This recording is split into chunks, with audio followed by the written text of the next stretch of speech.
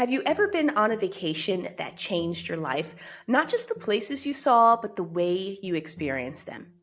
Today's guest started with nothing but a passion for his hometown of Rome and a belief that travel should be intimate, authentic, and transformative. In 2009, as the global economy crumbled and the travel industry faced unprecedented challenges, he took the ultimate entrepreneurial leap of faith. 13 years later, when COVID-19 shut down global travel overnight, his business was facing extinction. But instead of giving up, he found a way to not just survive, but to thrive. From creative performer to founder of one of Europe's most respected tour companies, this is the raw, unfiltered journey of an entrepreneur who built his dream by helping others experience the world in a whole new way. Let's get into my conversation with Angelo Carotenuto.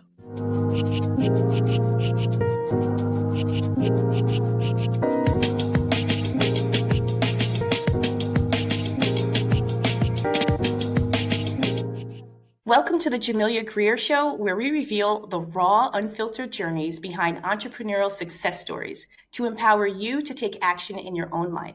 Today, I'm joined by Angelo Carotenuto, founder of Liv Tours, and what started as a one-man operation, sharing his beloved Rome with small groups of travelers, has grown into a premium tour company that's operating across Europe, known for creating intimate, unforgettable experiences. Angelo, thank you for joining me today, and I'm so excited to unpack your journey from basically a performer in Rome to now really operating one of the largest tour companies in Europe. Jamelia, thank you so much. I'm humbled and honored to be here. Great. So before we dive into Liv Tours, I want to start with, kind of the story of young Angelo and what that was like growing up in Rome, surrounded by thousands of years of history that, really people from the US, they can only dream about. What was it like to sort of introduce that history? And at what point did you realize that that's what you wanted to do? That's a loaded question. So I'm born and raised in Rome. The appearance is that I have no accent. Accent may come out every once in a while when I get particularly passionate about a subject, but that is because my mother's from California.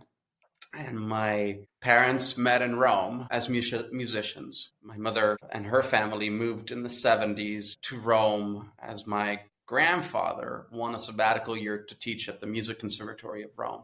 So I come from a family of musicians and performers, and that should be probably the real premise, meaning I was always exposed to the art, to creativity, to historical figures, history, movements, artistic creativity throughout history. So I may have had a leg up in that sense. But growing up in Rome, I have to be completely honest with you. A lot of Romans and a lot of Italians do forget the incredible fortune, luck they have, and don't really completely take advantage of it. So by saying that I was a leg up, I have to say that my parents, as my sister and I were growing up, always made it a point to expose to everything that Italy had to offer. There is a funny story that I think actually kind of an anecdote that encompasses what I'm trying to say is my parents, now this is the 80s, so there's the digital world is not part of our daily routine yet, but we used to create calendars for our family of pictures of my sister and I, thematic pictures. So every year, 87, 88, 89, 90, and whatever else, it was a different theme. And my parents would take pictures of us and glue it onto these cardboards that they had printed with the calendar and then mail it to our family in the US as a Christmas gift. And it must have been 89, 90. I was probably 7 or 8 years old, that the theme was Italian art. And so my sister and I had to enact gorgeous, beautiful, famous, world famous paintings or statues that you would have read about and my American family would have read about or have seen in history books or history books at school. But we were literally live reenacting them. So there I was the bean eater on the Caravaggio painting, or I was the David. Nowadays, this wouldn't work, right? You would not set pictures of a half-naked 8-year-old boy. But that was the 80s. It was a different era. So by doing that, we were not only getting into the art, like as performers, they were making it a point to actually take us to see these and really kind of looking at it with some sort of analytical eye, if you say, as much as an 8-year-old or a 7-year-old can do that. But that was sort of like really an extraordinary exposure to art that probably others wouldn't have gotten. So I think what's interesting about your background, Angelo, is that you grew up with the arts and you grew up with history and culture. And most entrepreneurs today, everyone is so focused on tech, right? Everyone is focused on, I've got to get the MVP in place. I've got to build this out. I need to hire developers. But you started with this passion for culture, and you started with the passion for history and arts. And I think that's really, a point to make and to just pause on, because it seems like along that journey, at some point when you looked at travel and the industry of tour guides, you realize there has to be a better way to do this. Do you remember that moment where you said there has to be a better way to do this? Yeah, in order to get there, and that would have been somewhere in my professional career, and we'll get to it. I just want to, I guess, talk about two very tiny milestones that may have contributed to that realization. One would be the very first time I organized travel for people, and believe it or not, Jamelia, I was 17, and it was because now I was one of maybe a handful of people that played baseball in Rome, Italy. Can you imagine playing baseball in Italy when soccer is the major sport? Nobody's ever heard of baseball. But I had gotten in touch with a summer baseball tournament in Napa Valley at the Veterans Center. And I emailed them and said, would you ever be interested in having an Italian team as a guest appearance and part of the tournament? We definitely can't compete, but I would love to organize this trip for my fellow team members. And most of them don't even have a passport. They've never been to the States, but they're so in love and in awe with American culture and baseball because they love the sport that it would change their life. And they responded, and they were super nice. And they responded immediately and said, absolutely, we'd be honored to have you as part of the tournament. So that's when, I have to confess, with the help of my mother, we organized a trip for 17 teenagers to go to the US. In California, there was the support of my grandparents, but we bought flights, rented vans, organized trips to Six Flags, 2 baseball games, Giants and Oakland's, lodging, food, and of course participating to the tournament, which we lost every game. So that's a given. But that was a life-changing experience for these people. And to this day, now mind you, I'm 42, so 25 years later, we still talk about it because we're still amazing friends. We've bonded at levels that otherwise would have never existed. And we still have anecdotes or funny stories from that trip and memories that we recall every once in a while, or we refer to as a joke. Then I ended up spending the summer there. That's a whole other story. They went back. I spent the summer there because I was trying to save money to go to college. So my higher education is actually in Los Angeles, and it was in acting. And the reason why it was in acting is because besides the fact that my family obviously would have encouraged a career of some sort, I feel particularly connected egotistically in attempting to alter people's emotions and inducing hormonal reactions that then explode into emotions. And so I loved acting for that reason. I loved being on stage and gifting that sort of transformative experience to the people that were watching. And it's in the middle of my college experience as I was going back to Rome that I got into tour guiding. That's a whole other story, probably a different podcast. But that's how I got introduced really properly, professionally to the travel world. And I very much loved what I was doing.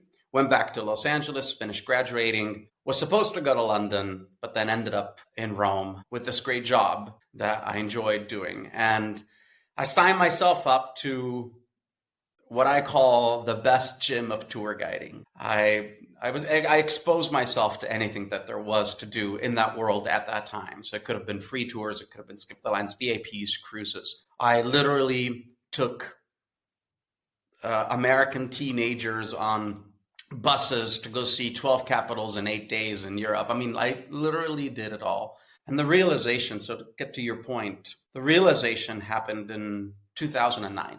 And I probably wasn't the only one having this sort of epiphany or realization, but this is the embryonal era of the activity industry, where companies were starting and startups were being formed and the digital world was exploding, where we understood, this is true to this day in 2025, that tour guides back then, now we call it the activity industry or the activity compartment, but tour guides are to this day, and they were certainly at that time, the fastest growing compartment of the entire travel world. People, we are still growing faster than hotels, cruise ships, restaurants, transportation services. And latest data says that people are spending up to 67% of their travel budget on experiences, on tour guides. So the realization that I made, and because of my background and what I had just shared with you, is that people have these extraordinary expectations when they're dreaming and planning their trip. And I bet you any money they're going through all sorts of emotions by finding something online on social media or be inspired or talking about it with their spouse or their children.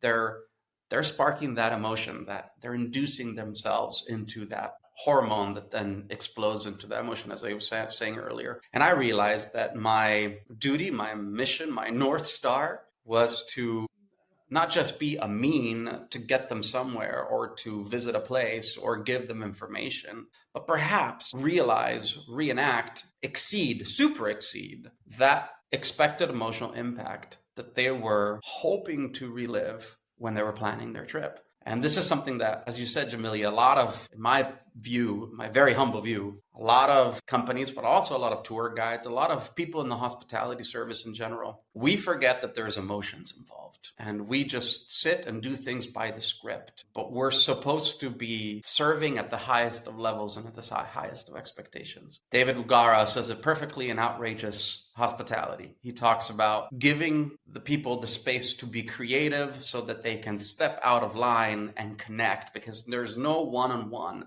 Nobody's always the same. And so I created a company that at that time was called Live Italy, that would transform every stereotype, every dream, every emotion that people were having about Italy into a service. Mind you, Italy is an easy playground. People know and want to experience in Italy: food, wine, culture, art, history, sports cars, soccer, Dolomite hiking, volcanoes. And so I created services that would deliver that emotion by experiencing that, by living that experience that they were so looking forward to live. So you raised a lot there, but one sort of common theme of what you said that really resonates with me is this idea of the emotion behind it, right? So, you were focused on, so you had this great experience where you were able to bring people from Italy, your colleagues and everything, to participate in the tournament. And that triggered an emotion in you. I think you also felt fulfilled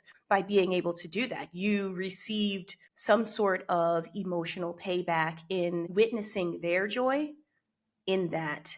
But what's interesting, and what you mentioned, I don't know if you mentioned this, but then when you went on to study acting, you were focused on creating emotion. In that, you were focused as an actor on creating emotion in other people. And this is why people's stories are just so interesting to me. So like you're traveling and you're actually engaging in the act of travel.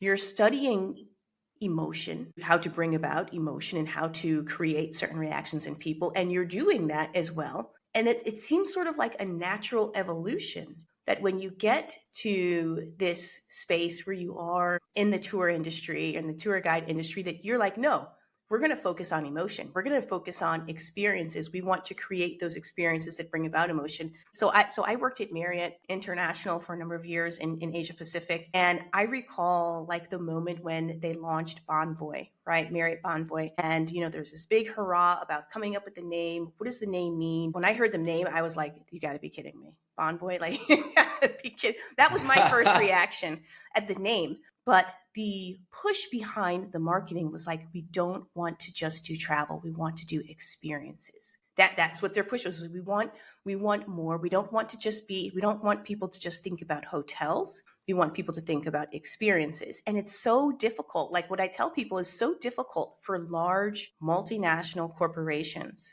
to connect with individuals, because how can 20,000 people connect with one person. Right. And so what I think it's interesting about what you're doing is like you really honed in to this idea of we need to bring that emotion into the experience. We need people when they're done with this to come back and to be talking about it and talking about it. So I think that's interesting. And then also you mentioned creativity.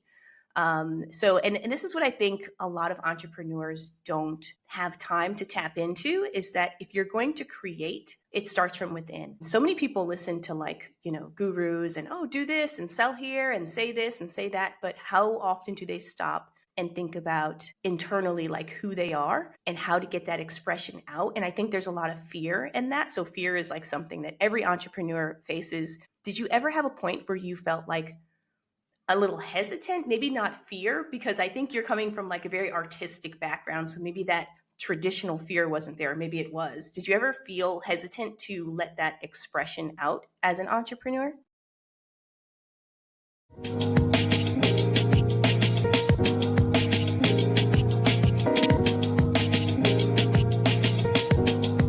Hey guys, thank you so much for tuning in and listening to today's episode. I appreciate when you guys tune in and the time that you take to listen to the show and support us. And I have one thing that I'd love for you to do that would really help us out, which is rate the show. If you've enjoyed it, make sure you rate it. You can do it on whatever platform you're listening on. That would do wonders for us. And if you really want to be a super fan and really support the show, there's a link below that you can support us and donate a small monthly contribution, which allows us to continue to create great content for you. Thanks so much again. Appreciate you and see you next time.